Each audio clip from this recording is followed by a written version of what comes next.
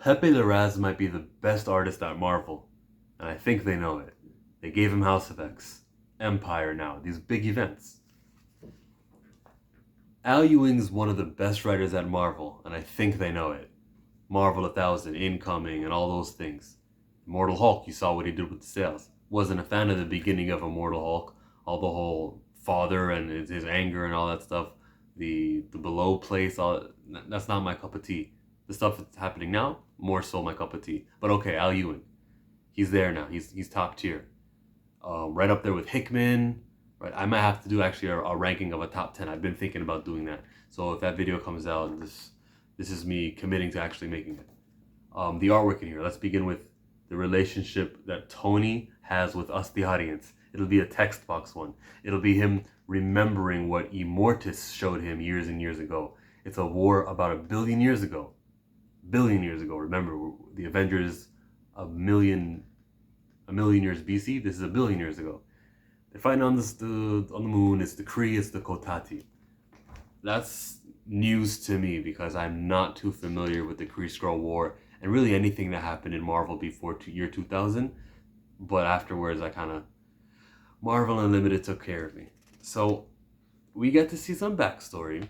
We get to see him chilling here in Avengers HQ, and I love what he did. Jason Aaron introduced this celestial headquarters.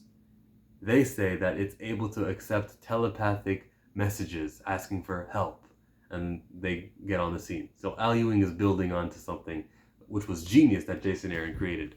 They're going to show up, because they're the Avengers, and they help.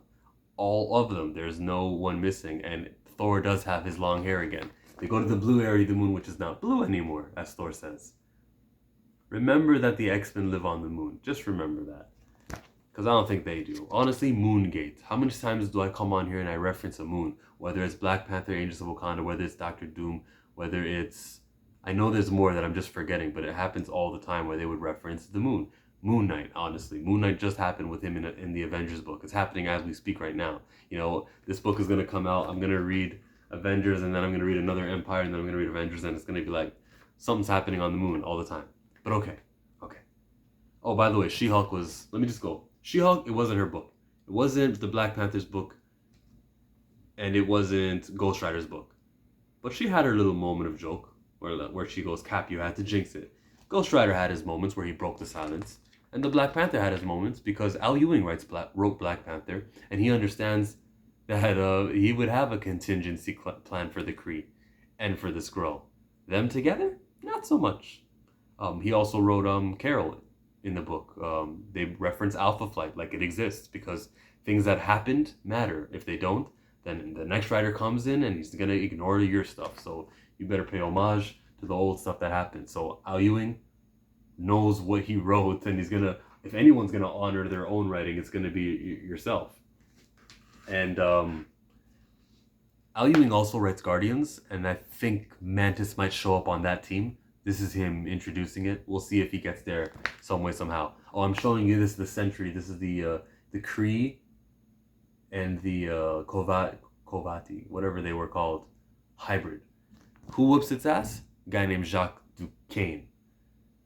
New character alert. Alright, so I'm learning him as I go. He taught Hawkeye how to fight, and the little flashback scene was useful.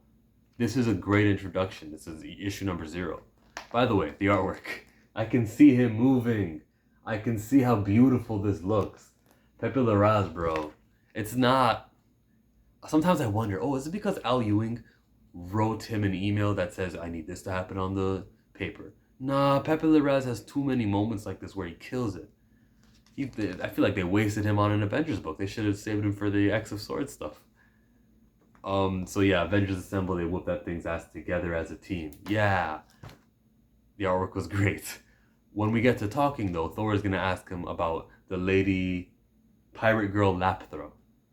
He's like, nah, basically Al Ewing told me and you, Lapthra will play a factor somewhere else down in Empire, but she's not here now. Okay.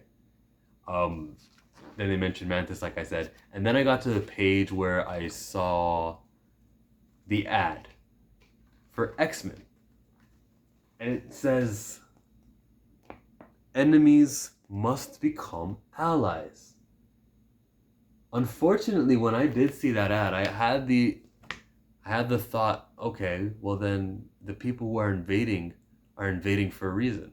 Now that's completely opposite of how I believe. If you're coming to Earth with a bunch of your ships, then you're the bad guys, no matter what. I know the FF are gonna be joining them, but I'm like, you're the bad guys. But if the FF are on the side of the Korean Scroll Empire, so it looks like it. If the X-Men are on the side of the Korean Scroll Empire, so it looks like it from this advertising, which they were withholding and not showing for the longest time until today. If they're keeping that a secret, then the Avengers are wrong. Already, the Avengers are wrong. You mean the hated and feared group who just marginalized just because they exist and are hunted just for existing? Those people are on the side of the Kree and the Skrull? All right, Avengers, you got no leg to stand on with me.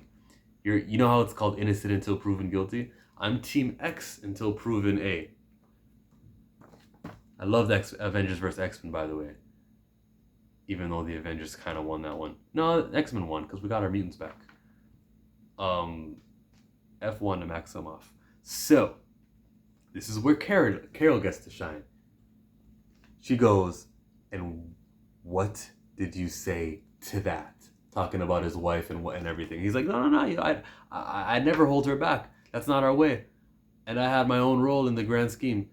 And Carol's facial expression is the Carol Danvers you know, the stubborn, the one who knows that she's always right. That's what I read when I read the Kelly Thompson Captain Marvel, and that was represented well here. Meanwhile, Tony in his head is going through a faith. He's going through a religious. He's like, is this a baptism? This feels so spiritual. Thor's taking his hammer and giving an atmosphere to the blue moon, to the the blue area of the moon, giving it. I'll just show you since I can't talk. And he's having feelings about it, and that's cool because Iron Man is. And this is Tony Stark, right? This isn't the fake Iron Man. I read Iron Man issue 4, where, spoiler alert for Iron Man issue 4, it appears that they're going to retroactively make the artificial Tony Stark's Iron Man. All those memories are going to be legitimized, canonized, because comics. Whatever, I'll accept it. So this is actually Tony Stark. I don't got a question about that anymore.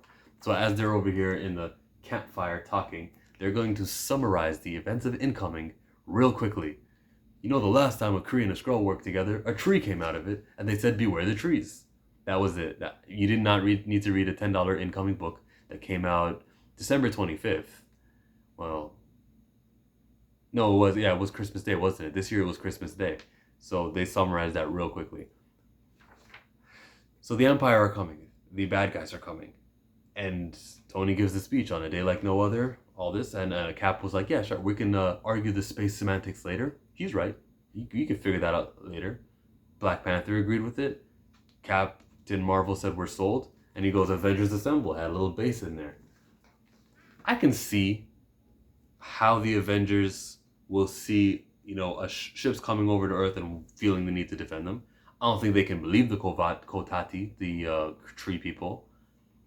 But once you see Reed Richards and his family coming over, and you guys don't have like a parlay and speak things out,